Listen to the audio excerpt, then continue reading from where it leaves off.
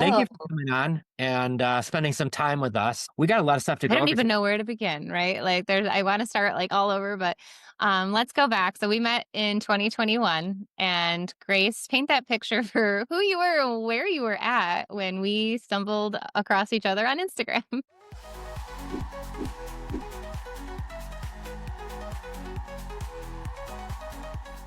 Yeah, I was right out of college, had a good job as an engineer and found real estate, and very quickly was like, all right, I cannot do this 9 to 5 forever. I'm young enough. I feel like I have a great opportunity to quit and maybe try real estate full time. But if I do that, I'm going to need to figure out how to keep buying houses. I had been following Jen and Joe on Instagram and posting my own stuff on Instagram and knew them.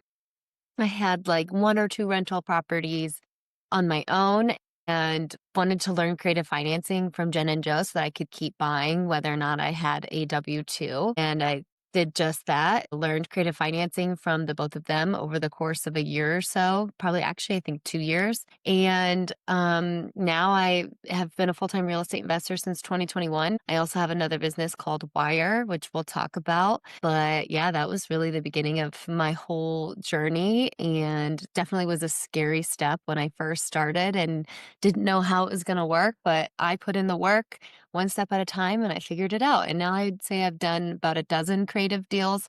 It's definitely not my main thing, but it's a great tool to have in my back pocket and has served me really well. Well, I want to say though too, it's like you've been working on so many amazing things. The Wire community, your own business. Even when we first met, I remember you like, some of our calls, you were at your property, like painting or doing some of the work yourself. But before you got into real estate and I mean, talking about like you got into it young, what was like that thing that made you even think about real estate before you were even in it? Yeah, when I was in college, I had a good job as like an engineering intern, and my sister was really on me about being good with my money and figuring out how to graduate debt free. And I knew I'd have a good salary. And so I was always like, what is it that I'm going to do with this money? What is it that I'm going to do to make sure that I can build a life like nobody else has?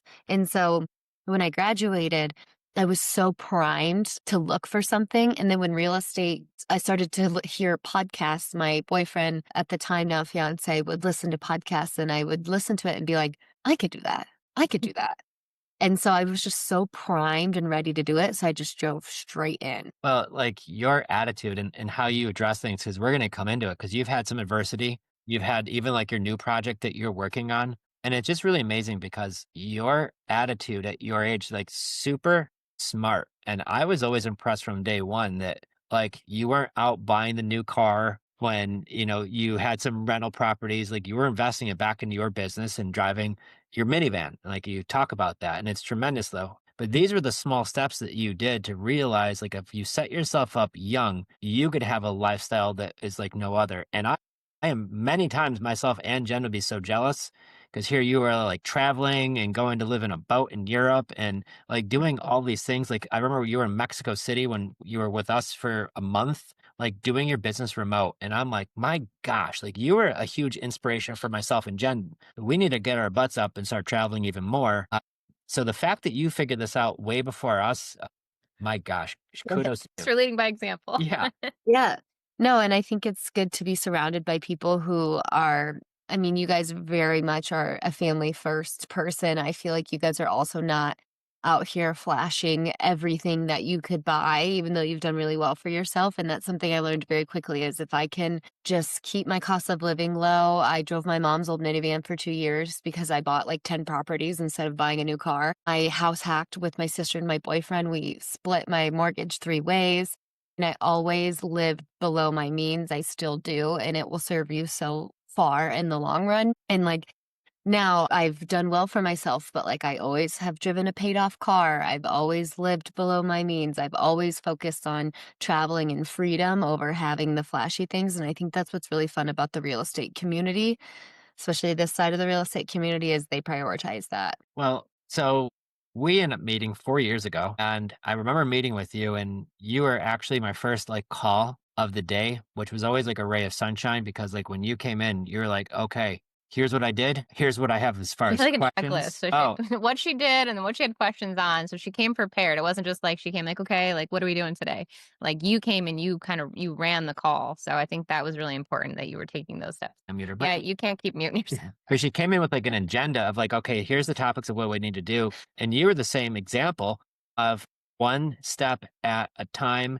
You didn't outthink the process. You didn't change the process. You just stuck to what worked. And this is why I think like when you started catching on, especially with your brain, I know you start learning some of these basic things and you're going to catch on like wildfire. But the thing I give you kudos for, you didn't put all your eggs in one basket. Like you've done fix and flips, like you've bought on terms, like you Yeah. have a multifamily unit, right? Like you're doing different things right now, even. So, Mhm. well, exceptionally scrappy. So, a lot of it comes into attitude. But when you were working your job and you were just getting started with us and you already had, I think, one or two rentals at the time, how did you find the time in your day and manage your time to be able to do what you did and to be able to finally break the goal in handcuffs and like quit a really great job? I think it comes down to priorities and knowing that I really, really wanted it and that it wasn't going to magically happen. I think where a lot of people go wrong is they think that if I just invest into something or listen to these people, it'll just magically happen for me. And you have to put in your time and your reps. It took 6 months for me to close my first creative deal. I started in April and then I closed three in October, November, December. But it took a long time because I would just do one step at a time. I would call people, have a terrible conversation, and come back and be like, okay, I said this and this. Like, what should I have said? But I just learned one step at a time and got better and better. And I wasn't waiting until I knew everything. And I just put in the time.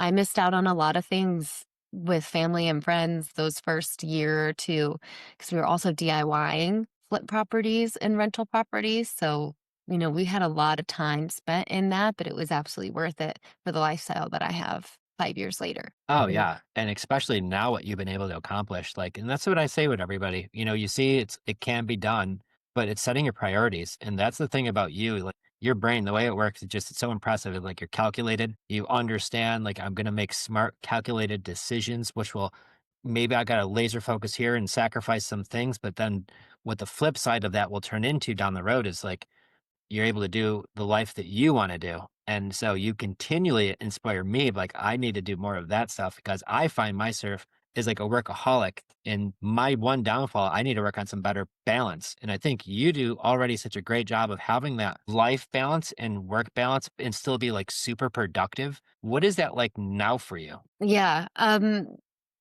great. This week, I was just thinking, I'm like, I really haven't worked that much this week.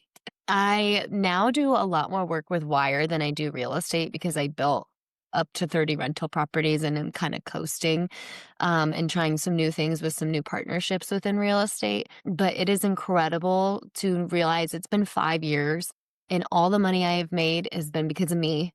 All the time that I've created, all the travel I've been on is because of me and my decisions. And it's no longer a fluke. Like the first couple years, I'm like, I don't know, like, is this a fluke? Did I just have a few good deals? Am I lucky? I'm like, no, it's been 5 years at this point, and I've made my own living. So I feel really lucky. And I'm somebody, and along with Amelia, my co founder in WIIRE, I will always pick flexibility and more time over more money. And so I've been able to lead like a very balanced lifestyle where, yeah, there are 60, 70-hour weeks, but there's also a lot of 25 and 30-hour weeks. Like next week, I'm going to New York for WIIRE.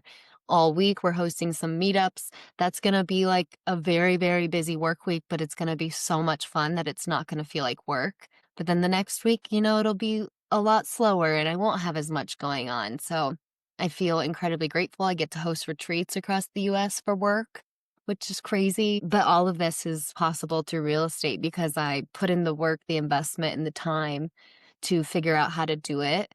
And I pivoted a million times. Whatever I thought I was doing 5 years ago is not what I'm doing now. It's changed and changed and changed, and that's okay. Well, and the fact that you do run the most amazing retreats about Mhm. real estate, and I don't know personally, I know through my wife because she goes to a bunch of them and absolutely comes back. I know the first one you hosted in Orlando years ago, not your first one, but the first one Jen went to, and the person that she came back was completely different than the person she left. I had to like call and thank you and Amelia for that because I saw the transformation. And that's why the last one she went to in Utah, she was like, this place they picked out, the stuff they got to do, like, Mm. my gosh, it's just been So life. much. It's like, And I want to say real quick, I dropped the links there for you guys, the Instagram, and then also there's a wait list to get into the community. So guys, you can go follow the Instagram. They also have a podcast. So there's so much value for all genders. But yeah, the women investing in real estate, the retreats, and then also being a part of that community. For me, what I love is that like I work with my husband. I love it. There's dudes in this industry. There is something about getting around women who are supporting other women, and you can leave all of the if you're married or the kids or whatever else is like, the dishes, the stuff, and you can just break it down like, where are you at and what can I help you with? And so, you girls, I know I've said a million times, but like the culture and community you've built is literally my favorite. And I've been to quite a few women masterminds or events, and I'm not knocking any of them, but whatever you're bringing to the table, you are getting it back tenfold for all these ladies. So if you're interested at all in hearing more about that, like check out those links, follow them on Instagram because they are so inspiring. Thank well, you. Yeah, we've spent 5 years crafting WIIRE and it's pretty incredible. But in general, no matter what you're interested in, it's just so important to get around people who are doing what you want to do, whether it's rock climbing or real estate or baking. It doesn't matter. Like, you've got to have the community to really show you all the different things that are possible. I'm from small town Iowa. So is my co-founder, Amelia. If you made $100,000, that was crazy. Like 100K was like, you're super rich. So for us to build our own community of people, even helping us understand all the amazing things you can do, like, it is so mind blowing and incredible. And you have to have it to expand your mindset and what you think is possible. and you guys just do it and lead by example, which is great. And I see somebody right here, the best community of women. Ryan said how earlier you weren't even here yet, but Ryan and Abby said that he heard your podcast where we were discussing this and like showing it to Abby, and they listened to it like on the way to where they're going, and then on the way back they listened to it That's the again. first time I've heard that. I Yeah, know I don't too. think I've heard that either. But so it's the fact is like there's a lot of guys that reach out, say, I heard, on the WIIRE podcast. So even though the retreats are for women, there's a ton of value just you get. And I'll tell you what, the one thing about Grace and Amelia, they are no fluff. They No are BS. no BS. An anti-guru. They are I will say our podcast is pretty dang good. It's Women Invest in Real Estate. It's on Apple, Spotify, whatever. Some of our top episodes are with Jenn and Joe. If you go to our website, womeninvestinrealestate.com, you can actually sort the podcast episodes by like financing and find all the creative episodes we've done with all sorts of people. And yeah, we like to get into it. We keep it really real and we talk a lot about what we're actually doing in our portfolio as well.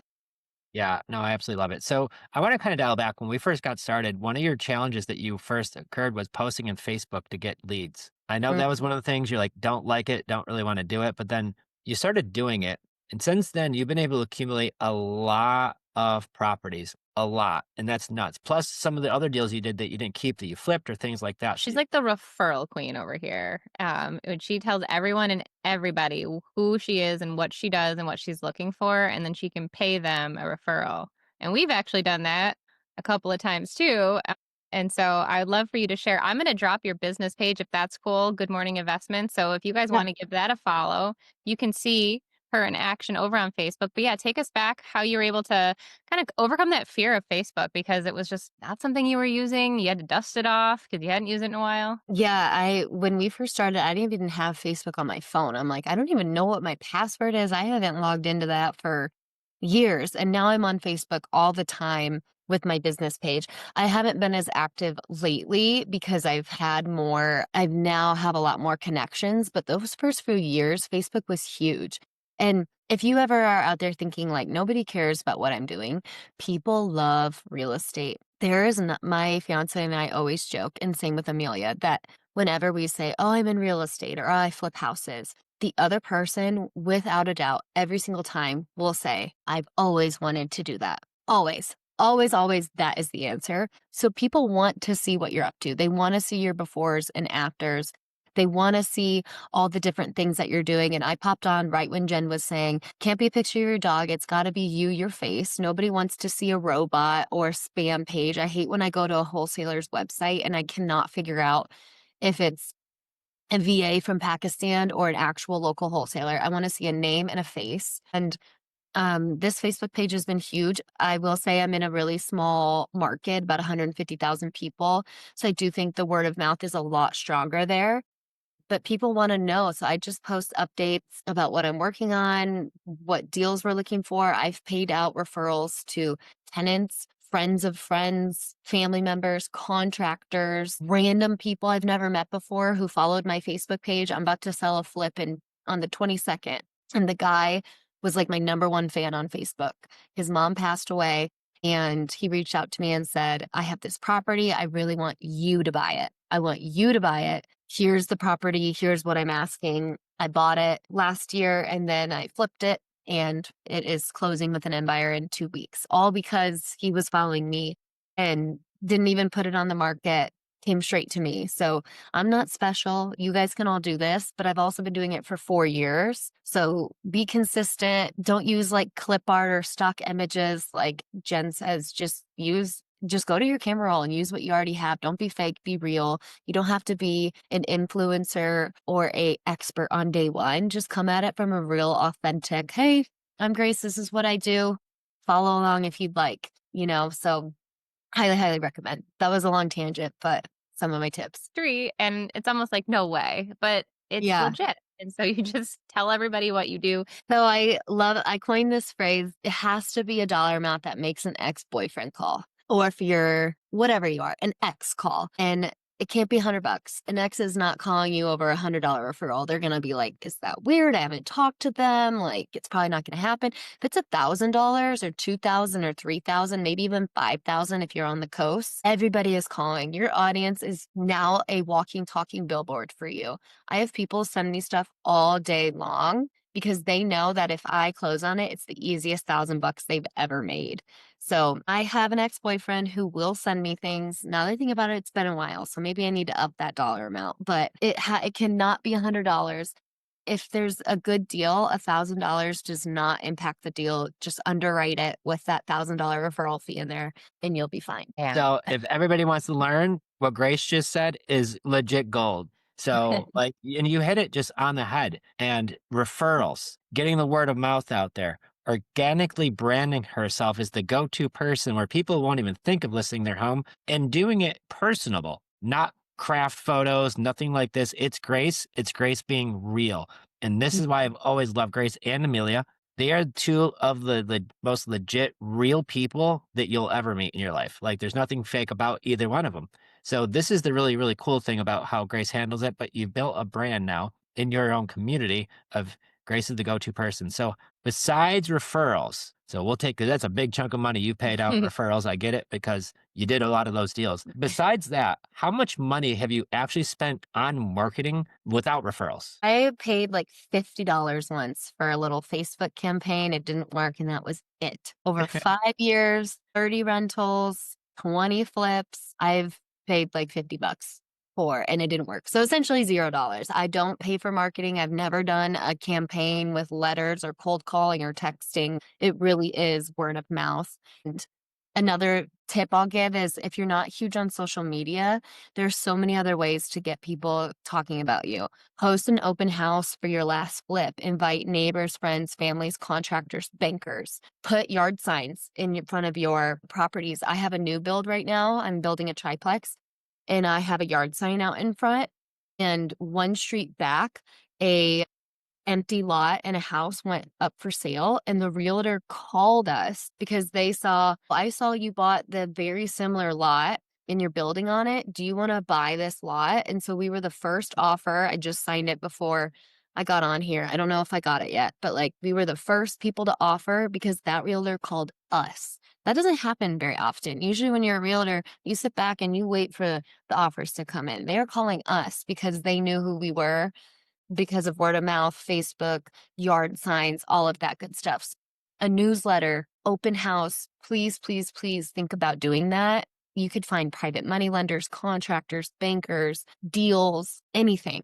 And one other thing I saw somebody did recently is I'm going to get a giant check, like a whiteboard check, so that when I do pay it out, I can make them hold the giant check and not the Oh, real check because I usually just blur out the info on the real check and I make them send a picture. I'm like, talk about something that gets people's attention and is super obnoxious, but like in the best way possible. So do that. Get a oh my giant God. I check. absolutely love that. That is, of course you thought of it, but that is brilliant. And now we're going to kind of stir it up a little bit, Grace. So you guys started, you're rocking out in Iowa, but then you moved to Arizona. I did. So wait a minute, you got all these properties. How many of these are in Arizona? None. I own this house and that's it. Okay, so the house you live in, you own, but you got all these properties back in Iowa. You got all these things going on. We're going to get to a minute. How are you doing this like thousands of miles away? Good question. I was everything in my business. I was the cleaner, bookkeeper, project manager, property manager, everything. And after 2 years, me and my fiance were like, screw this. We cannot do this anymore. So he got a job in Tucson, Arizona. I told him, get a job somewhere cool. He was also an engineer. If it's cool, I'll move. Don't care. No questions asked. He got a job in Tucson. I'd never been there. I didn't know a single person who lived there, but I was like, heck yeah, let's go. Sounds great. Desert sounds fun. We've been here 2 years now as of next week. And I just had to figure out how to do it from afar. Specifically, I had a property manager who I hired hourly to do the things that I couldn't do in person. I now have like a full-time handyman who helps me as well, but it's not that crazy hard. A lot of FaceTimes, a lot of pictures, a lot of videos. I was just on a FaceTime with my GC. He's walking through my new build and I'm just on FaceTime. Like he's trying to show me all the rooms and I'm like, okay, yeah, looks good. I can't really tell, but great. Thanks. Send me more pictures. But you'll figure it out. I mean, I made myself move 2,000 miles away so that I had to figure it out because I was so sick of doing every single thing in my business. Well, and you started doing this in the beginning of your journey because like you were traveling, you were still managing your business while in Mexico City for a month, coming to your coaching calls with us, still getting like everything done and then still having like amazing time while you're in Mexico City, really living the culture, right? And doing all of the things. And so it's remarkable once again, when I said earlier, like Grace is the shining example of the work life balance because Mhm. she's still being super productive, living thousands of miles away from all of her things that are happening, making zero excuses. And I think like the thing that I just had that aha moment actually is there's the difference between her and maybe someone else that isn't as successful is like you didn't take the whole month off, right? But you've been kind of embraced this idea of work life integration, work Yeah. life family balance. This doesn't really exist, right? But like if you can intentionally like go and work from afar, but then still come to a coaching call and get deals closed and do all of these things and still shut everything off, go enjoy yourself. And I think like that's the mentality that really all of us have embraced too, because there again, it's like if you want to grow, you have to work. And yeah, you can also reap those rewards. So I just kind of like realized that, like, yeah, you went away for a whole month. I don't think we talked to you much when you were on the boat. That would have been a little tricky. Yeah. I mean, I forced myself to take mini trips to test it out. And I'm a firm believer of like, plan it, put it on your calendar, make it happen.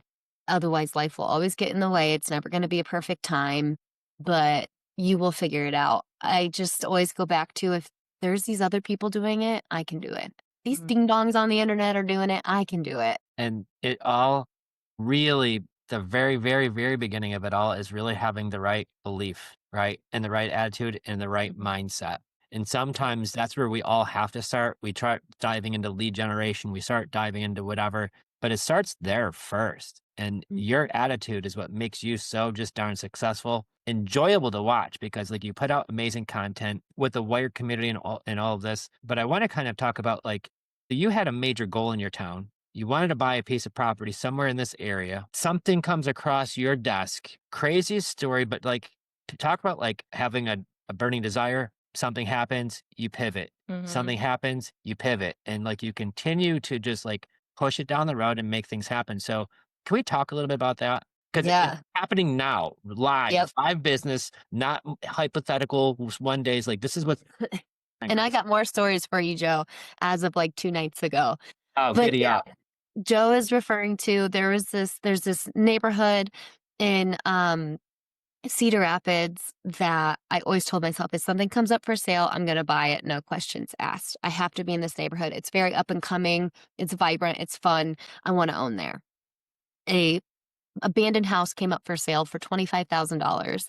And I was actually camping in Arizona on the top of Mount Lemmon, had no cell service, but I knew it had come up for sale. And I think I had put in an offer right before I went camping. So I stayed the night. The next day, I drove up to the top of the mountain to try to get cell service to see if my offer got accepted. I think it didn't. So I put in a new offer, up to the price a little bit, and ended up getting this property for $25,000. And I was so pumped. Little did I know that it would take 2 years until I would ever actually do anything with that property, because I didn't truly understand the potential and all the different things I could do with this property. So it was an abandoned house. At first, I thought, I'll renovate it, make it a midterm rental. It's 3 blocks away from the hospital. It'll be great. Bunch of contractors are like, absolutely not. This foundation's terrible. You need to demo it and start over. So then I'm like, okay, if I'm demoing it, I want to build 2 mini shipping container houses and do a really high-end Airbnb for couples. I do all the plans, I get an architect to do it,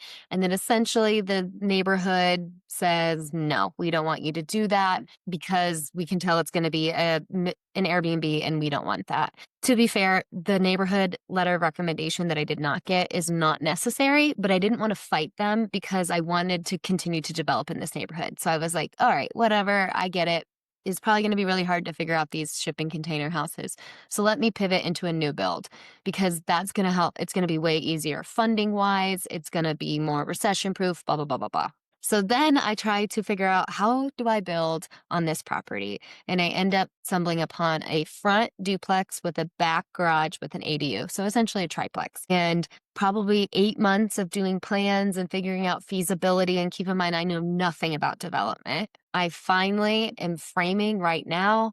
I was just on the phone with my GC. Like I said, he's walking me through all the framed rooms. All the braces are everywhere. So it feels like there's no room in there because you can't really picture what it's looking like, but it's framed and it should be done in a couple of months. And I also was supposed to get a big city funded grant that I didn't get because I messed some things up because I just didn't know any better. But I messed so many things up on this project, but I just kept going and pivoting because I had a vision and I knew what it could end up like. So it just goes to show, you don't have to know everything. Obviously, don't do something stupid that's going to get you into hot water financially. But I had so many pivots in this project, but I'm still so excited with how it's going to end up. And I have a camera on this property. My GC put up a camera that I can control from my phone. Let's see if I can get it out right now. And so I can tune in whenever I want. Like, I can be on my couch just hanging out on the camera. And so Tuesday night, I get on the camera and I'm 2 hours behind Iowa. And I get on the camera and I'm like, oh, the police are there. That's not good. So I can see there's the back ADU and then that's the front duplex. So it's dark. The police are there. There's a bunch of people surrounded. And I'm like, uh-oh, what's going on? So I look at my messages and my GC sent me a 2-minute long video of a guy trying to break in to the trailer there to get all the materials. So the police came because he has notifications to his alerts. So he saw movement, and my GC is an ex-police officer as well, thankfully. So he called Cedar Rapids Police. They got there within like 2 minutes and nothing happened. They write up a report. They try to resecure everything. They leave. And the guy comes back an hour later and tries to break in again. So my GC told me that he sat his butt in a chair on that site till 1:30 in the morning, just sat there on the build site and they never came back. So we had to resecure everything. And this is also after we got our tent power pole stolen. So we knew people were trying to break in. But again, just like so many things you can never predict. I might have to hire security until like doors and windows go in. But all in all, still a great project that I'm really excited about. You are not letting anything stop you. Nope. Let's see if I can show you the video. But it was definitely crazy. I was like, that is not something that I would have predicted. That takes some guts to try to break in there. Twice in the same night. Twice in the same night after police come. Sometimes criminals are smart. Sometimes they're not so smart.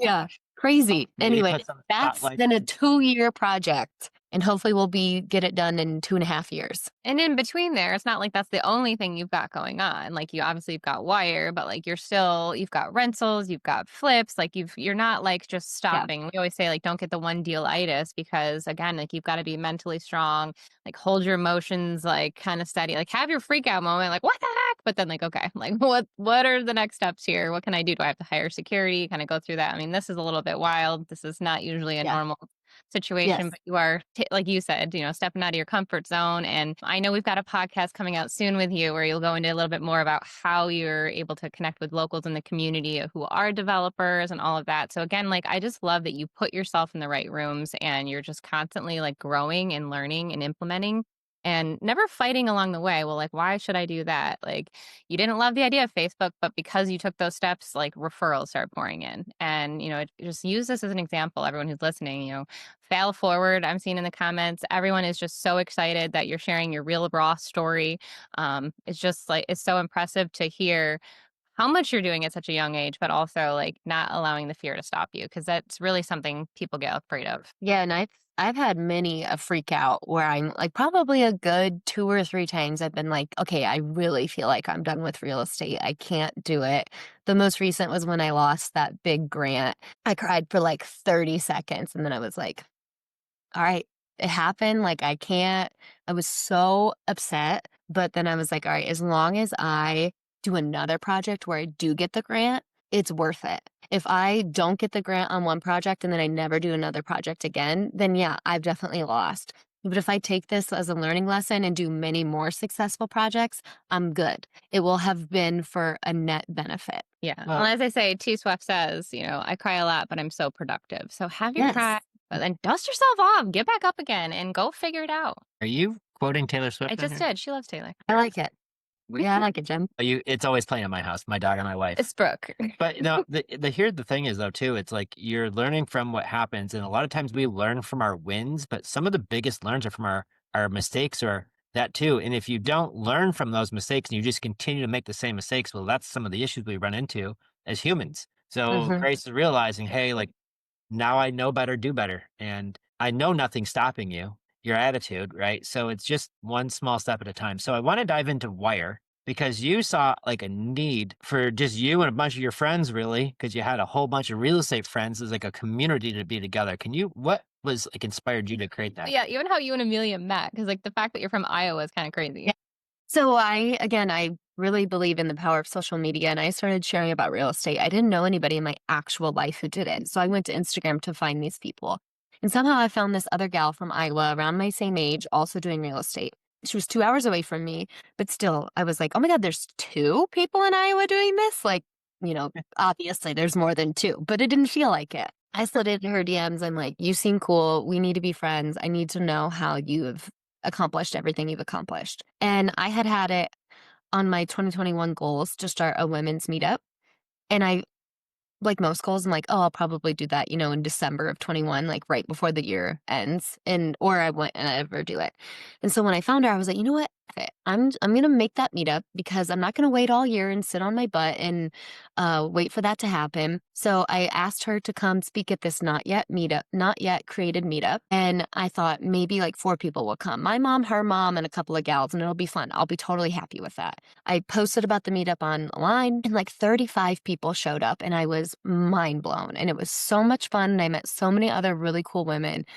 And we decided right then and there, like, let's just keep doing this. We never ever thought it would be a business. We kept hanging out, kept chatting, kept doing these meetups. Eventually, she's like, hey, we should do retreats. I'm like, you're crazy. Nobody will ever sign up for that. She's like, I already sent out sign up. 3 people have signed up. Like, we got to do it. I'm like, oh my God, this is crazy. And then fast forward now, we have hundreds of women in our community on our online WIIRE community membership. We do We've done 10 sold out retreats across the US. We have over 100,000 downloads on our podcast. We wrote a book for Bigger Pockets. We've done a lot of really cool things, all thanks to our incredible audience of other really incredible women who invest in real estate who come be a part of WIIRE. So it has been such a blessing and absolutely so much fun. Boom. Oh my goodness. And I want to kind of take away like, what is it like at a Grace and Amelia retreat? It is a lot of fun. We really focus on Wait a full minute. group. Why is Jen laughing so hard? She's like got that like chuckle right now. She must have had too much fun there. Well, I don't know what y'all doing, but I know she has Because it can be intimidating getting in a room of women you've never met in real life. Maybe you met like a handful of them. So, maybe a couple people, or maybe it's your first one. And so the way they broke the ice the last retreat, may I share? Yes. They made us all pick a wig, like these wigs they order off of Amazon. And I'm talking like one of them had a mohawk, someone else had like rainbow hair, clown hair, like funny. It was just hilarious. And what it did was it removed ego.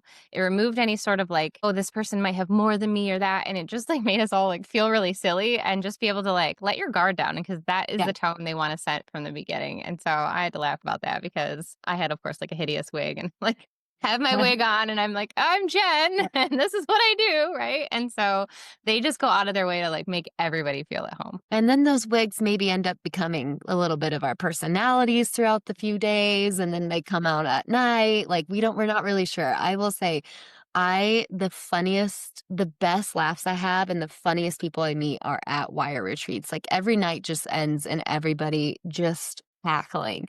But I mean, we do masterminds and we really focus on small group hot seats. So you can walk away feeling like I really know every single woman here. I could call them after this and they would help me.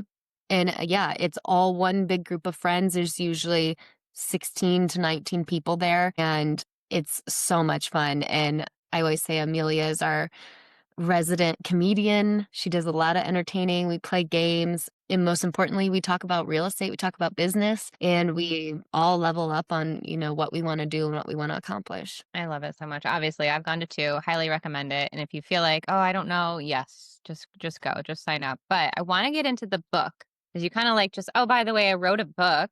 Like, hello, it's such a big accomplishment.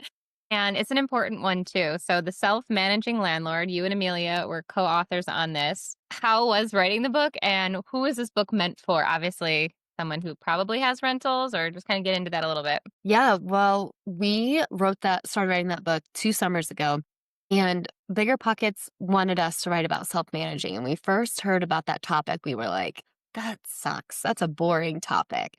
But then we really started to think about it and we're like, we're really big on treating your business like a business and being CEO of your business. So we can really infuse a lot of that topic and those teachings into the topic of self-management. So we talk about how to self-manage like a CEO, how to systemize, write standard operating procedures, identify the different departments in your business, hire them out, delegate, and all of that fun stuff. And we actually wrote that entire book in 6 weeks. We had a 6-week deadline for the first draft. To be fair, it was 2 of us, so we wrote half of it each. We went every other chapter pretty much. But it was a lot of fun. I mean, I had so much knowledge about self-managing that I wanted to teach other people. We've heard incredible things from people who've read it because nobody talks about how do you go from DIY, doing it all, mom and pop investor, to being a true CEO. And I always tell people, if you own a rental property, you're the CEO of your business, whether you realize it or not. You might also be the cleaner and the bookkeeper and the manager and the admin, but you are also the CEO. If owning a business that houses people isn't serious enough to call it a business, I don't know what is. So we had a lot of fun with that book.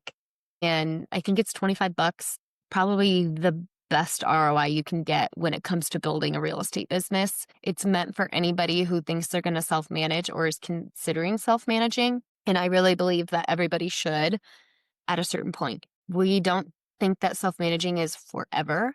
It doesn't have to be forever, but I really think it's so important to learn how to self-manage so you have that skill set, that knowledge, and you can make the most money possible, especially if you're trying to quit your job. The biggest ROI you can get is by taking over management of your rentals because you're going to put a heck of a lot more money into your pocket every month. Yeah. And if you're like, oh, I don't really want to read, but she's got like amazing, it's kind of hard to show, but like breakdowns of everything in here.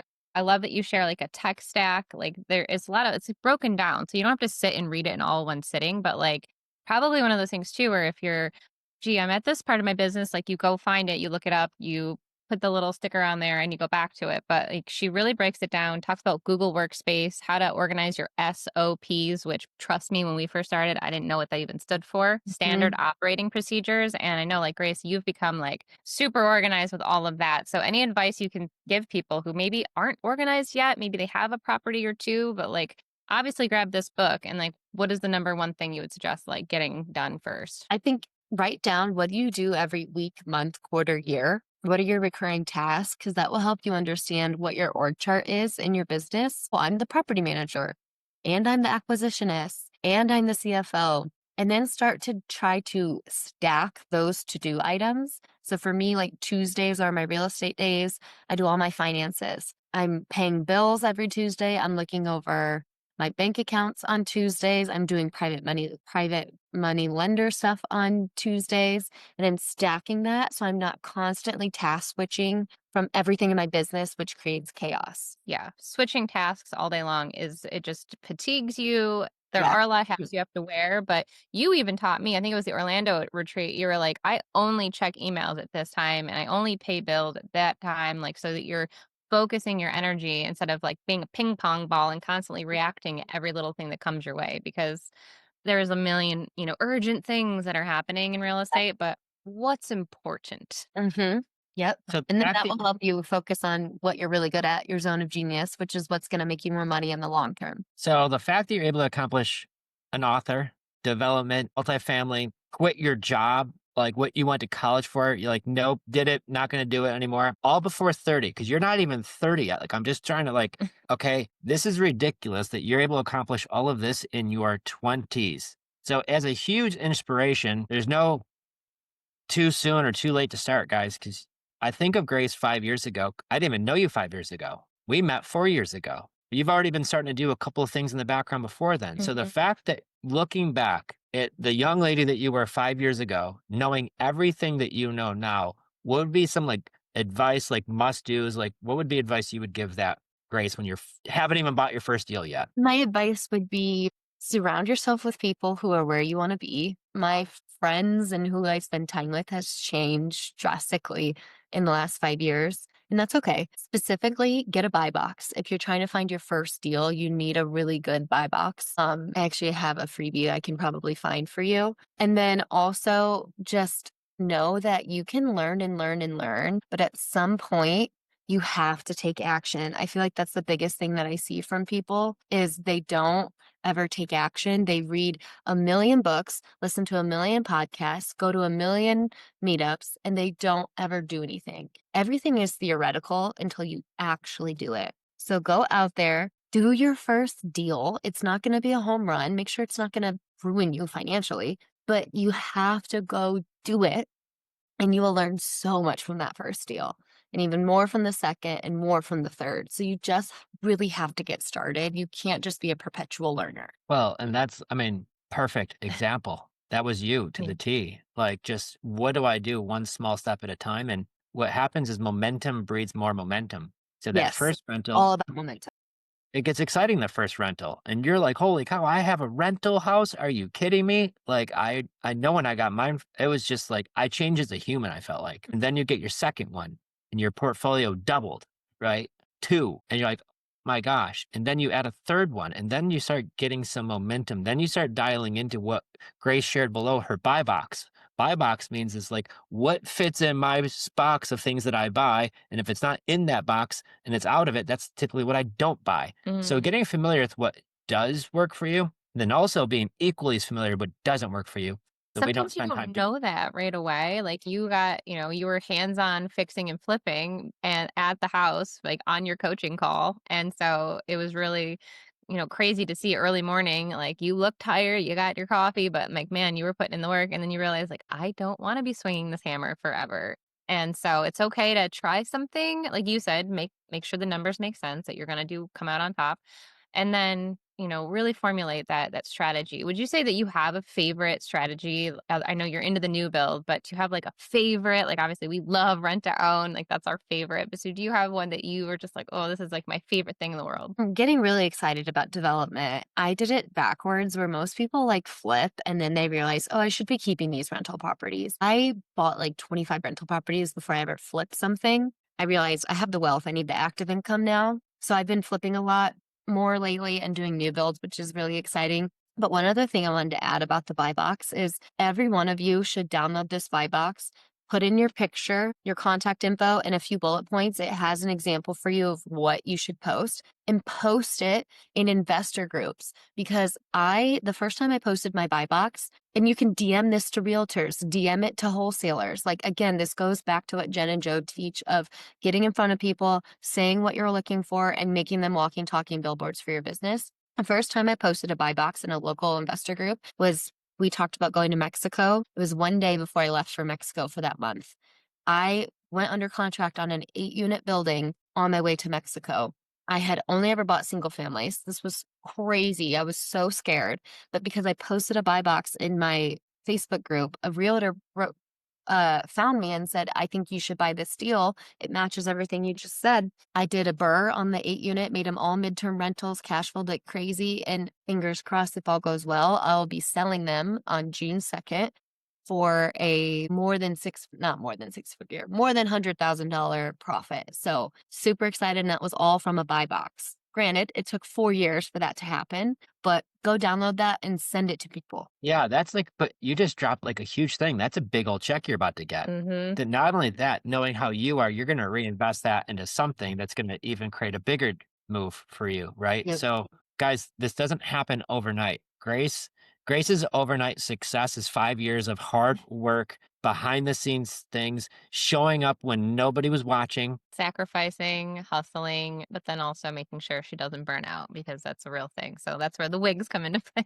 Yep. And the shining example of making it fun to do it. And I got a lot of comments in here falling forward. Just added WIIRE to my podcast list. Guys, we could listen to it too. So if you're a dude listening, not just for women, you could listen. There's a ton of knowledge and value and great people in that community. And if you're a woman listening, like I said, I know what Jenn had a great time. You should be looking in this too, especially if you want to learn from some powerhouse people of what they're doing at all different levels. And so it's just really encouraging to see. You're a rock star, Grace. Looks like we might Thank have a you. question here from Steven. So I'm going to unmute him. Steven? Hey guys, how you doing? Hey, bud. How we doing? Good, man. Good. Yeah, I did have a quick question for Grace. How granular are you getting with your buy box that you put out there? Because I mean, I'm trying to do that. I'm starting to narrow down. Like we're looking at, we're in 7 different states right now, but we really want to just get into 2 markets is what we kind of decided. And every time I send a buy box, and it seems like the more criteria I have in there, the less response I get. But I don't know if that's necessarily a bad thing, because I'm only going to get what I'm actually looking for. But how much detail are you providing in that? And what does that really look like? I would say 4 or 5 bullet points is great. Internally, yeah, the more detailed your buy box, the better decision-making framework you have for yourself. But you don't have to tell everybody that you need a 12% COC return and blah, blah, blah, blah, blah. But I would say absolutely area, asset class, renovation level, and purchase price are absolute minimum, because all those things are very easily searchable on like a Zillow filter, or when realtors set up those auto searches. So those are going to be minimum, because if you're looking for a turnkey, that's a far cry from looking for a full gut. If you're looking for a $100,000 property, that's a far cry from a $1 million commercial property. So I would say neighborhood, location, asset type, purchase price, and level of renovation, minimum. Steven. Hold on here. If you mute yourself, Steven. Steven's a rock star in our community too. So shout out, Steven. Yeah. Yeah, sorry. I just, when someone else is talking, sometimes I accidentally cut them off. So now I just mute myself so I don't. But yeah, are you getting down to like the zip codes when you're sending out your buy box, or like how are you doing that? If you're in a big area, I would. I'm in a small enough area that zip codes I have one zip code I won't buy in, but I don't do zip codes because it's only 150,000 people. But if you're in, 500, 1 million people, absolutely zip codes will be very, very helpful. Cool. Thank you. Well, That what sounds sounds like like- it's something. Well, it sounds like what Grace is doing a great job of filtering, right? I rather not get all the stuff that doesn't fit my buy box. So maybe having a buy box, and obviously the more criteria you probably add to it, the more less and less, traction you're going to get from it. But also too, when people do reach out, it's probably dialed into what fits you and what you're looking for too. So ideally what you're doing is she's kicking away all the, not the right fit, and only letting through the people who do make that. Yeah, and anytime a realtor, a wholesaler, or an investor brings you a deal that doesn't fit your buy box, especially a realtor, because you don't want to waste their time if they're sending you deals, you have to say no and why. Do not ignore them. Say no I do not buy in Wellington Heights. No, I do not buy over $500,000 because you don't want to waste their time. And you also don't want to waste your time. If you have 15 emails coming in every single day with all these different deals, that is so freaking overwhelming.